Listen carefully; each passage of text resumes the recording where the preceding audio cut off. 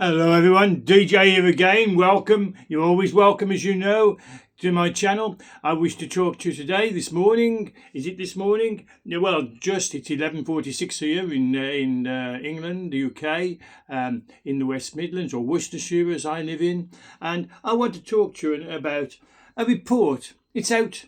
It was out yesterday, 23rd of March 2025, and it's by the National Police Chief Council, which is the NPCC, National Police Chiefs Council. And it's to be implemented next week, so it's coming up very soon. And it states in its foundation, it does not mean treating everyone the same or being colourblind. They're talking about racial equality in their minds, not in the public's minds. Now, let me repeat what I just said. This is from a statement from the National Police Chiefs Council. It does not mean treating everyone the same or being colourblind. The report is another step in the racial excuse me, I've had a sort of something in my throat. It isn't a frog. The report is another step in the racial bias and two-tier policing we are seeing across the whole of the UK. Police chiefs have told forces that to become anti-racist in a new report that claims that black people are criminalised by the justice system. The National Police Chiefs Council, they changed their title recently, NPCC, will issue an update report next week addressing racial bias across the British police services. That's another thing is it still a service? And if it is, who to? The initiative follows Black Lives Matter's protests in 2020 and examines so-called, this word they've made up, adultification bias theory, which suggests black youths are wrongly viewed as adults when interacting with the police.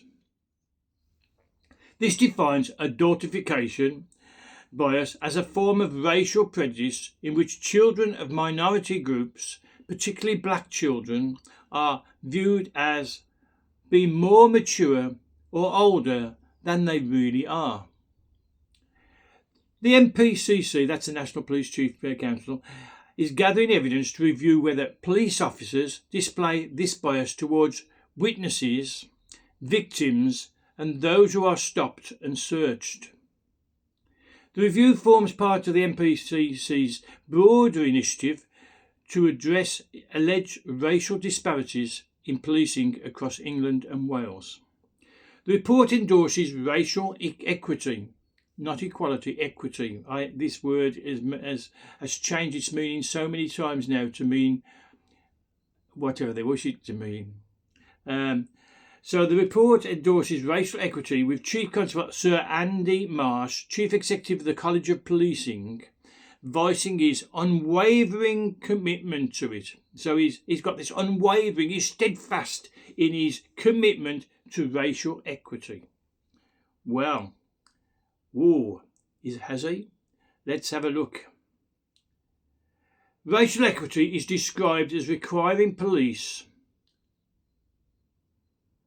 to interact with communities according to their specific needs, circumstances and experiences, with understanding that these will be racialised. Another word I'm not familiar with. I'm sure they're making these words up. Racialised. So he's got this steadfast, this firm commitment to making sure that the police interact with communities according to their specific needs and circumstances and experiences. You see, equity doesn't mean treating everybody the same. That would be equality, treating everybody the same. But racial equity means treating them according to their needs, which presumably they feel that black people, yellow people, green people, white people, all have different needs in British society. Why? It's been our steadfast law that we treat everybody the same. This idea that we've got to now start, the police have got to start treating people of different racial origins or religious origins and leanings differently, it will confuse police all over the country. That they've got, oh, this one's black. Oh, what do we do with him? He's mixed race. Yeah, it's. I was thinking then about two-tier, but it's more than two-tier, isn't it? So now, when I grew up, believing there was only one law in the UK, and that was to treat everybody the same. Now we have the National Police Chiefs Council demanding the police constables under their direction are to ignore that one sacrosanct rule, commence treating people differently according to their colour or ethnicity. Our Prime Minister, Sir Keir Starmer, already has an unofficial title of two-tier Starmer. Is he going to live even close to that tag by allowing such instructions to be embedded in our police service? The document also warns that quote, it is not enough for police to not be racist. Well, I would say that if you're treating people differently according to the race, you are being racist. Surely? If you treat a white person different to a black person, different to a yellow person, or a brown person, or a mixed race person, surely you're being racist. Surely the ideal is to treat everybody the same under English law, not the new laws they're bringing out. But the language in it has poured further fuel on a long-running two-tier justice system and has now sparked further concerns that officers are being instructed to treat criminals differently based on their ethnicity. Shadow Justice Secretary Robert Jenrick is the Conservative Shadow Justice Secretary, Sir Robert Jenrick, said if the rule of law means anything, it's that everyone is equal before the law. Correct. The Tories got something right. These guidelines tear that to shreds by explicitly instructing officers to treat minorities differently. This will only add to the growing perception we have a two-tier justice system under two-tier Keir. Well, he couldn't resist, could he? Robert Jenrick couldn't resist having a go at Starmer with his two-tier slogan. But, I've got to admit, he's speaking the mind of many of us in the UK, that there is a two-tier, but now I'm wondering and worried that it's not just two-tier, it's going to be several fragmented tiers, which brings tears to my eyes. Oh, sorry. So the report also outlines plans, they call it metrics, that include black officers, career progression, and whether forces are carrying out their policing according to the needs of black people. The needs of black people. It's not, are we treating them equally? It's, are we treating them according to their needs? I mean, no one defines what black people's needs are. They don't define what mixed race needs are, or Chinese and Oriental needs are, what brown people, Pakistani, Indian and so on needs are. It's sort of a cover-all phrase that is meaningless. It truly is meaningless. The Chief Constable Gavin Stevens, chairman of the NPCC, also acknowledged in the report that he focuses disproportionately on black communities instead of all ethnic minorities. Well, then why write the report then?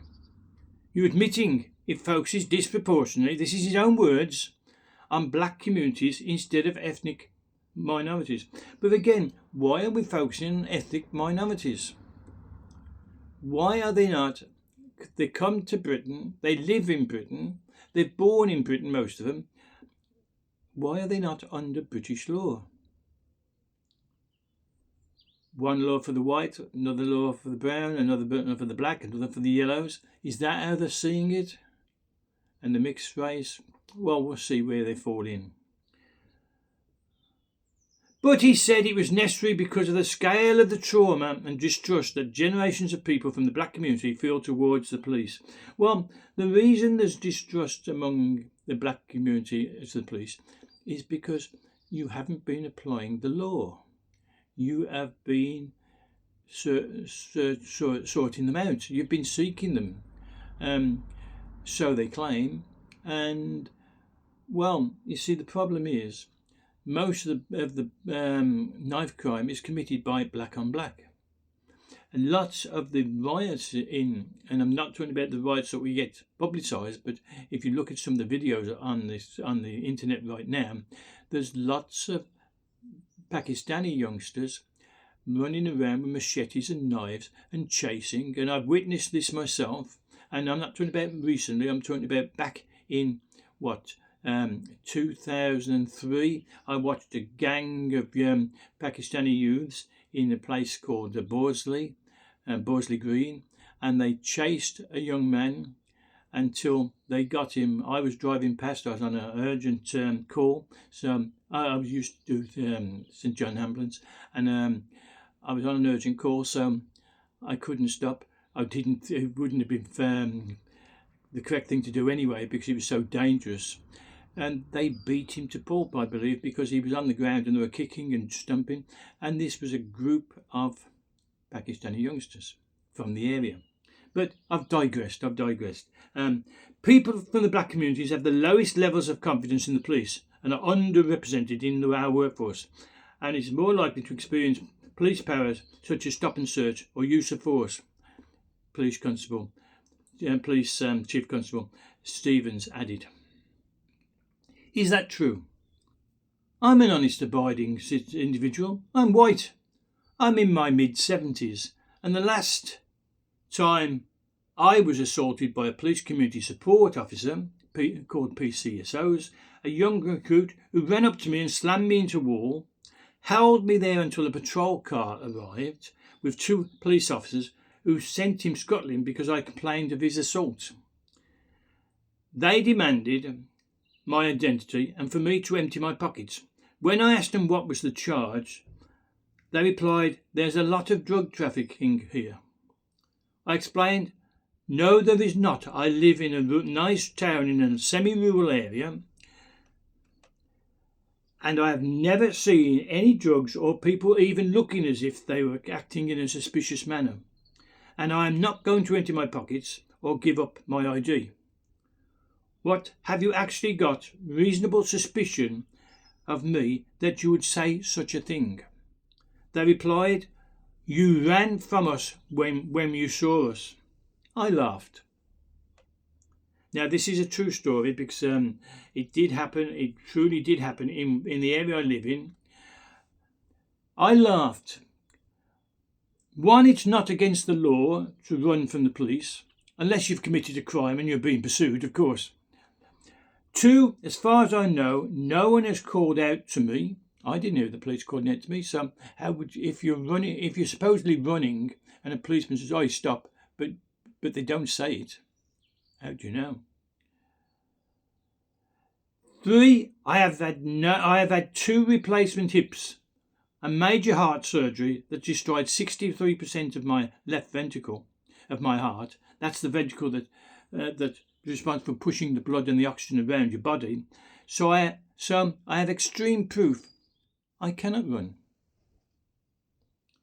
I was told to be on my way and not to run from the police again. I'm sorry, I could have made an official complaint, I know, against this PCO for assault and possibly the 2 police constables, but I was feeling too weak to follow up. Police now require upskilling skills and a non-biased training, but they do not need to be trained in duties that differentiate between different ethnicities. Give us your views. Make a comment in the comment section. I think they will make some good, serious reading. The police are being, and it's okay, there's many police constables have misbehaved, but when you've got the police chief, the chief police officers council telling them that they've got to act in different manners and different ways for different communities, for different religions, for different colours, for different ethnicities, then we are in for a very, very rough ride. How do you treat a black person different to a white person? How do you treat a brown person different to a black person? How do you treat a yellow person from a white person, or a brown person or a black person? And how do you treat multi-races, the mixed races? How do you treat them differently? Let you into something. In 1972, I met my wife. February 1972, I met the lady who was going to be my wife. Wonderful lady. She died in 1996 of a brain tumour. But for all those years, for 24 years, we had a wonderful, wonderful relationship. And we had 2 children. Well, we had a boy in 1977 and a girl in 1988. And my wife, well spoken, well behaved, did well, she was like that with me, so that it was sort of a great bond together. She was Jamaican. She was black. She came over when she was just become 15 years of age, and she was a wonderful woman. My 2 children are obviously mixed race, English and Jamaican of origin. My wife fitted into the British way of life so well. She spoke with a lovely accent, and I'm not talking about a Jamaican accent, I'm talking about an English accent. She got on with everyone. She couldn't understand what the problem was. She never ever faced racism because she fitted in and was friendly with everyone. Well, not everyone. There was people that she felt was too rough to handle. But her mum was the first black headmistress in Birmingham. Her uncle, married to her mum's sister, so her aunt, her uncle was the deacon of St Martin's in the Bullring, the Church of England. They fitted into British English society so well. They would not have respected, they're both no longer with us. Clem died at, I think she was 98. One of her other cousins, Bernard, he was a chief inspector in the Metropolitan Police. I've not heard of him since. And one of her other cousins, his sister, used to present a TV program on British television on societal matters. So she then moved to America, where she became a broadcaster over there. So they can fit in. There is no reason for specialised policing methods for ethnic minorities. If they come to Britain, they become British. They call themselves British, many of them. There is no need to change laws or policing. So please, let me have your comments. I've added a bit more of my comments to my own comments, but let me have your comments. And don't forget to subscribe, because it enables me to continue these, and it doesn't cost you a penny, doesn't cost you a cent, doesn't even cost you a rupee. It's totally free to join my to subscribe and join my community. So please do so. And until the next one, be safe, be good, and goodbye from DJ. Bye.